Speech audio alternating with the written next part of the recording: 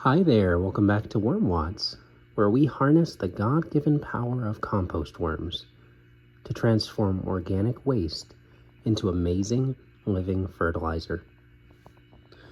So today I'm back in a bin that we were just in a short while ago, a few days ago, and that is the first fruits bin.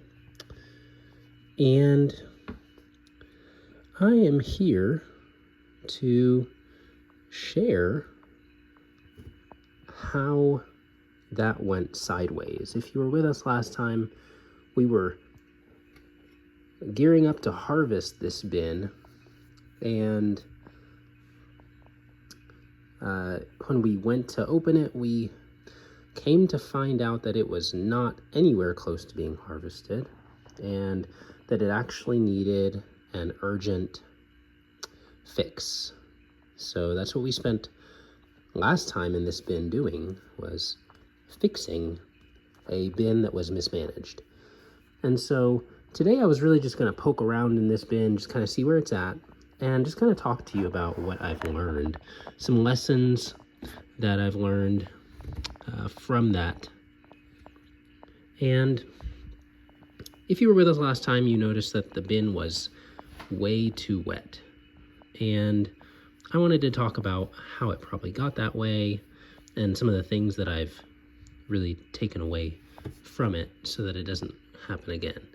Now down here we've got some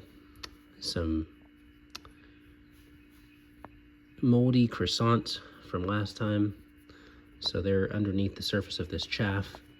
We covered it with chaff, and we've got some, down here we've got a little bit of, not sure what that is, but some kind of growth down there as the moisture is where the jute bag is contacting the plastic, and it's nice and moist in here, so all of that is kind of helping with microbial activity. But I may just actually put a lid on this bin so that we don't get a lot of flies trying to take advantage of us being in here. As you can see, we haven't really done a lot. We covered over the food that we added in here with some chaff, and the chaff is doing fine. It's not super matted or anything like that, but that gets into some of what I've learned from the last time we were in this bin. So this bin was way too mucky, and one of the things that I came away with right away, when you're managing a worm bin, there are some things that you should keep in mind. And one thing that we saw was that even though I thought the bin was ready to be harvested, it was not. And part of the reason for that, I've actually got a worm climbing up the side here. I'll just watch it while I talk to you. But one of the things that it showed me was that I was not checking the bin very effectively.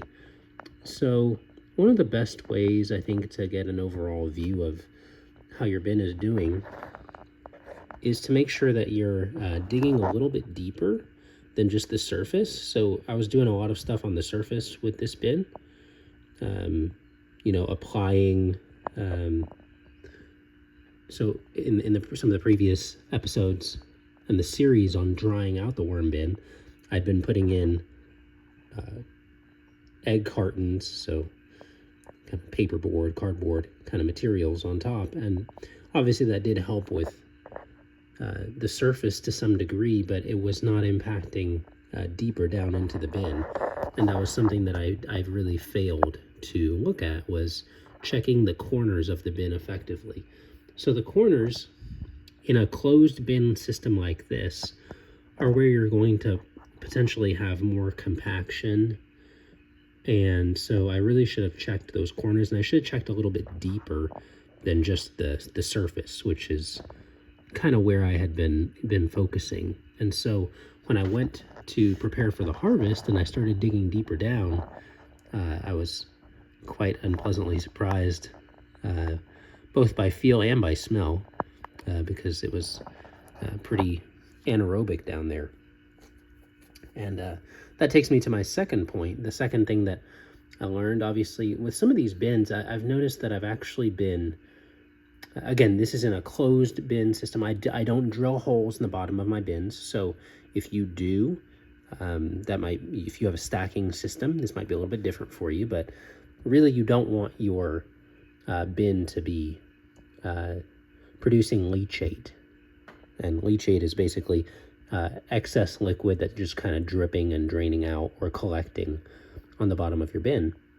And so the thing that I have gathered from this closed bin system is that I need to make sure that I really try to harvest after the bin contents reach a certain depth. So these totes that I use, they're a little over a foot deep.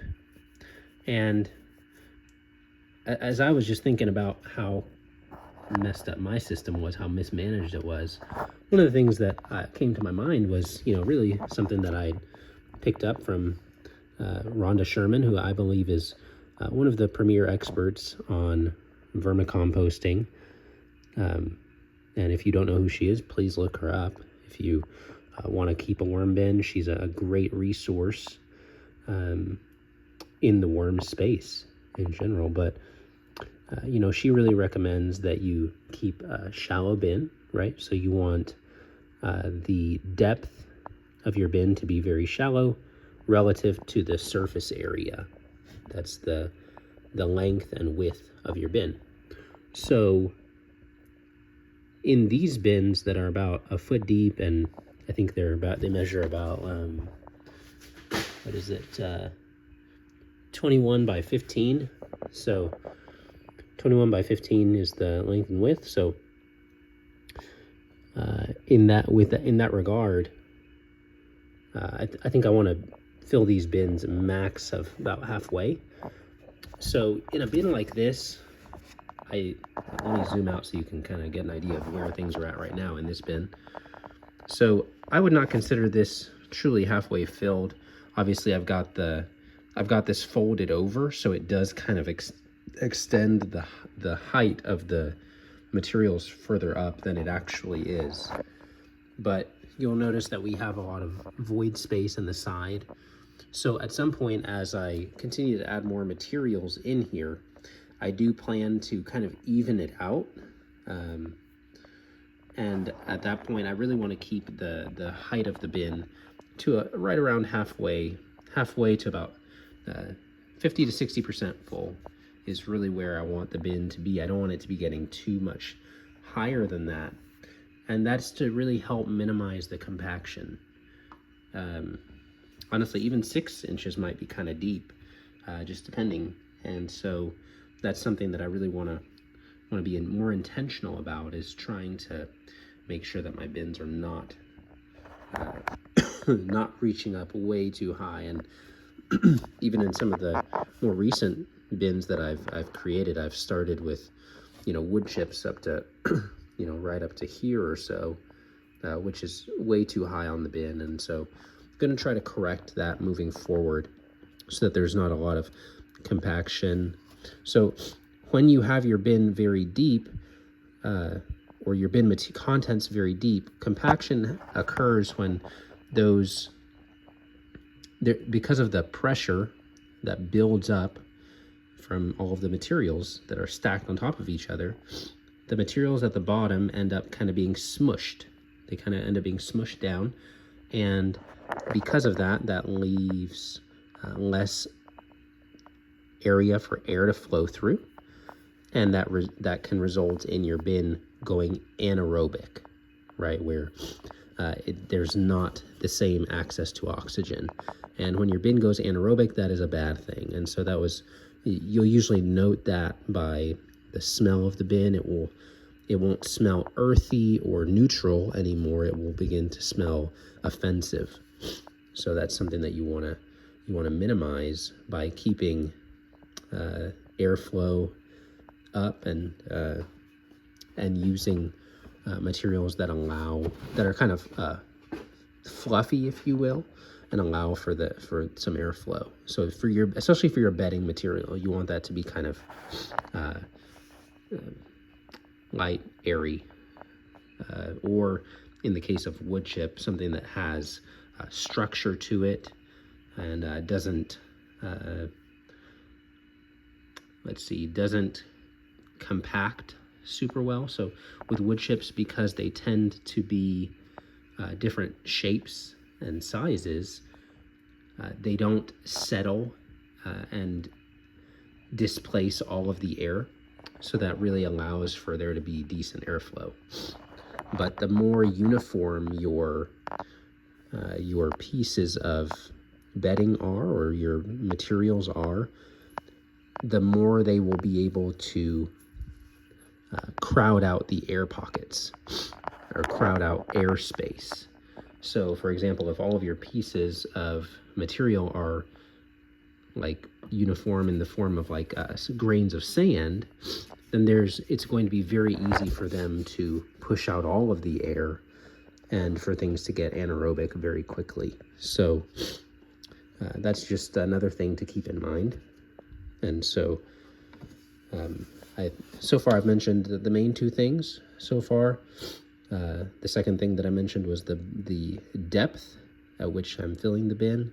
The first was also checking the moisture in the corners more effective, or just checking the moisture of the bin more effectively, right? You want a gauge of your bin moisture, and you want your bin to feel about as moist as a wrung out sponge.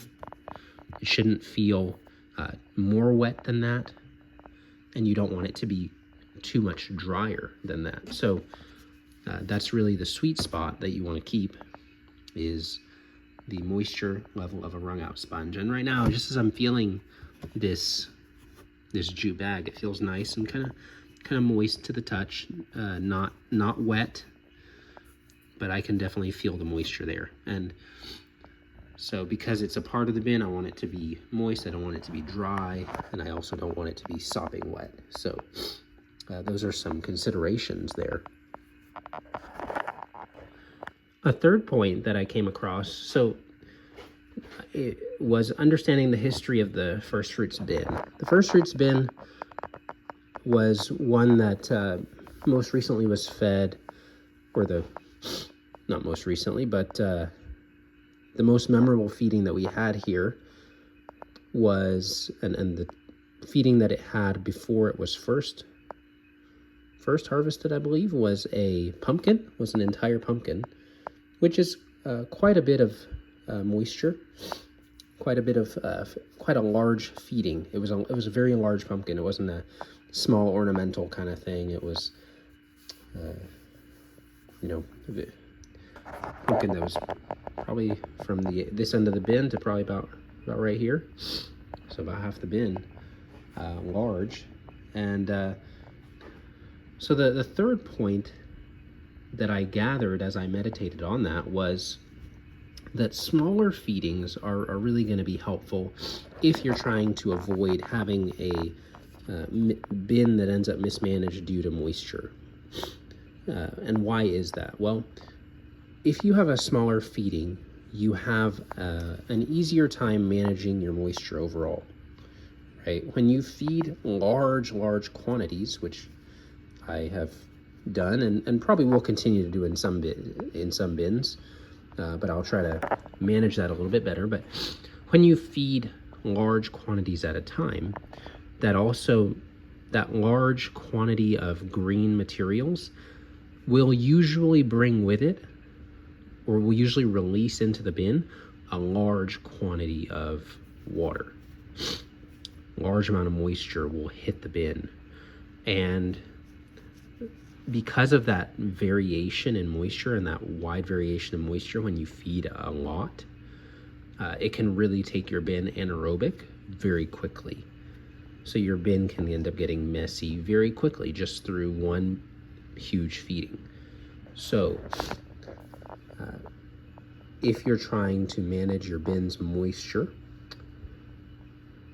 it's more effective to have smaller feedings, and to make sure that when you are feeding, that you're able to balance that feeding of greens with about twice that same volume of brown materials. That's typically the ratio that I hear: 2 parts brown to 1 part green. And you may add a little bit more brown if the material is very, very moist, like a watermelon rind. You know, you might add a little bit more, or you might add a little bit less if, let's say, you're dealing with something that's maybe like a dehydrated type of brown material, or I'm sorry, a dehydrated type of green material. So maybe you're talking about like dried fruit or something like that, right? Where the moisture of this item has already been, much of the moisture has already been removed. So it's a low moisture item. You may be able to do with a little bit less of the browns.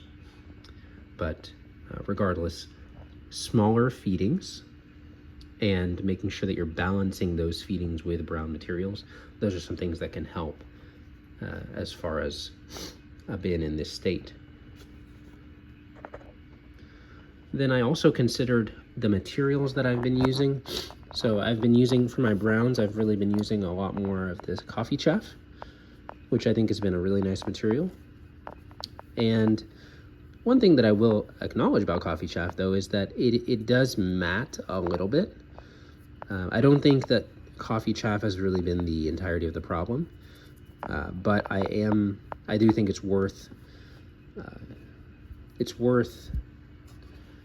definitely keeping in mind that if you add a good amount of moisture, that the coffee chaff can end up having some areas that end up a little bit more matted. Because coffee chaff is hydrophobic, it doesn't really take on water very readily. So you're not going to have like in my experience, I haven't had extensive matting, and I don't think that you would either, but it's something that's worth keeping in mind. One thing that I considered really a lot is that earlier in my vermicomposting, I utilized a lot more cardboard, and I found that a lot easier to manage as far as controlling moisture levels. And I noticed that I need to tweak my use of browns a little bit, because I've moved away from using cardboard to using wood chips, to using coffee chaff, to using dry leaves. So all of those things are very good, but they all function a little bit differently than does cardboard. I found that cardboard was extremely absorbent, and it also processed a lot faster than something like, say, wood chips, which are very slow to break down. In fact, I have several bins where the wood chips are at the bottom and they're still intact. And those are going to be a good long-term food, and they're going to be great for fungal decomposition, right? Having a nice slow food that's high in carbon is going to be, it's going to promote fungal growth, or it's going to be beneficial if there are fungi in the bin. They're going to prefer that, whereas bacteria are really going to dominate typically in the more nitrogen you add. But I definitely think that that the type of brown that you're using is very important, and also considering, like we talked about earlier with regard to compaction, you know, how uniform are those brown materials. So I found that when I added cardboard, especially when I added it dry, there was little chance of it really, it wasn't going to matte, and it was going to absorb a lot of the ambient moisture. I feel like coffee chaff, because it's hydrophobic, does not quite do the same as far as absorption of moisture. I mean, I will say that this coffee chaff already feels somewhat moist, but it has not absorbed nearly the same amount of moisture that a comparable volume of shredded cardboard would. So that shredded cardboard is absorbs much more readily. It also breaks down much more readily. So again, comparing it to wood chips are going to take a long time to break down. That cardboard is like a fast brown, if you will. I know that sometimes people like to talk about greens and browns as far as speed of decomposition, But because cardboard is a processed brown, right? It's gone through the industrial process of taking it from wood to cardboard. That has removed a lot of the lignin, which is a really tough and kind of decomposition resistant material. And it really, so lignin slows down the decomposition of something like a wood chip, but that's not really present in cardboard. So it allows for the cardboard to really break down a lot faster. And that can be very helpful if you're trying to really turn things quickly in your bin, or if you're trying to really balance, maybe you your bin was way too wet and you want some browns that can really act quickly, while also not delaying your time to harvest too much. Cardboard is going to be a great for that, right? Because it's going to really help absorb the moisture, and it's also going to break down pretty readily. So both of those things are very helpful. So at this point, I'm starting to realize, okay, since I don't use cardboard anymore, I need to relook at the way that I handle things in my bin, moisture-wise. I've actually started to look into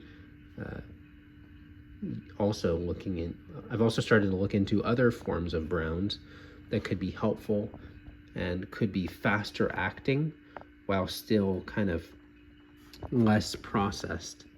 So I'm excited. I'm not gonna get ahead of myself, but I am gonna be showing you soon, probably in the next time we're in this bin, in this first fruits bin, what that new brown material is.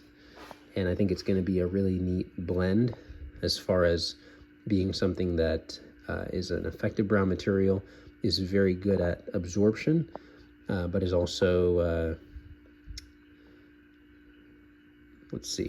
is also going to break down somewhat more quickly than wood chip would. So I'm looking for a nice middle ground there.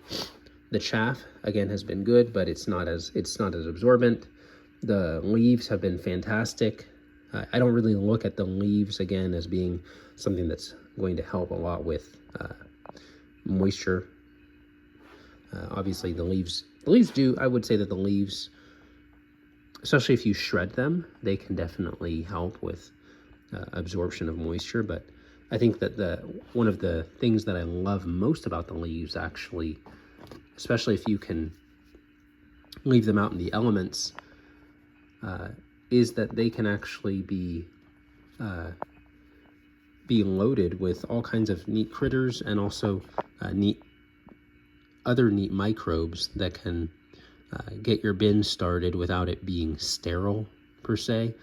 So having a bedding material that already has some microbes living in there and feeling at home, it can be really helpful just to making your bin more attractive to the worms. So that's always a good thing to keep in mind.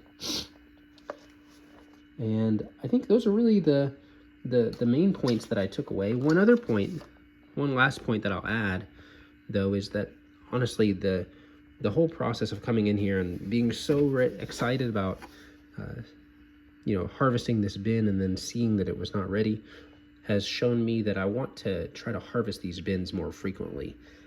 So far, I've been on a little bit more of a laid-back schedule with these, so I've been harvesting them very infrequently. I think I've harvested twice, or maybe 3 times over the course of time on the channel, and I really want that to increase with our bins. And I think the benefit of harvesting more frequently, obviously, is that you get to see how the worms process things, but it also just gives you a better feel overall for your bin as you're getting in there and you're seeing how things are panning out. It just gives you a better feel for how the moisture is, what materials are breaking down at what rate, any problems that you may be having, right? Because as you're harvesting, you're really getting into the entirety of the bin, right? Hopefully that gives you an opportunity to just kind of gauge things a little bit more. It's kind of like having a checkup, if you will. And And so checking on the bin in that way, as opposed to just the video check-ins where we're just kind of looking at how things are in one spot or a few spots. Harvesting just gives you an overall, it's like a full physical, if you will. And so it just gives you an overall view of how the worms are doing, how they're processing things, how the feedings are going, how the bedding materials are doing. And I think that can really just provide a better pulse for how the overall vermicomposting is going. And so those 5 points that I shared with you are some that I'd like to keep in mind. And I just want to, to remind you that, this is a learning process, and this is a really neat way to be able to get better at vermicomposting. It's just by, obviously by getting our feet wet, getting in there, and obviously we're going to make some mistakes. We're going to misjudge some things, and I want to be real with you as we go through that, and as I see different things that I can improve here. Hopefully it'll help you so that you don't have to repeat the same mistakes if you have a worm bin of your own or are thinking about that. So I'm really excited about the things that we've learned, and I'm really, really, really excited to show you the new brown material that I'm hoping to incorporate into the bins to kind of help toward achieving some of those, or improving and on some of those lessons that I've learned here. So I'm going to sum it up real quick and give you some quick takeaways. First takeaway, right? So we've got a sealed bin, and we're going to check the moisture more effectively. We're going to check the corners of the bin, and we are going to make sure that we're getting in deeper to make sure that there's not excess moisture down there.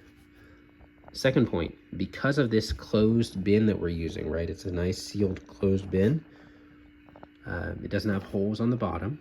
So because of that, we're going to limit how deep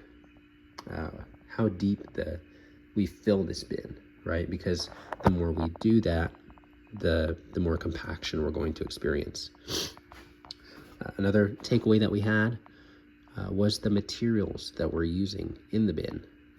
Okay, so we talked about, what kind of brown materials are we using, and considering how those have compared to other materials that we used in the past, specifically cardboard, and just considering the different ways that those materials act and what we can expect when we use them in the bin.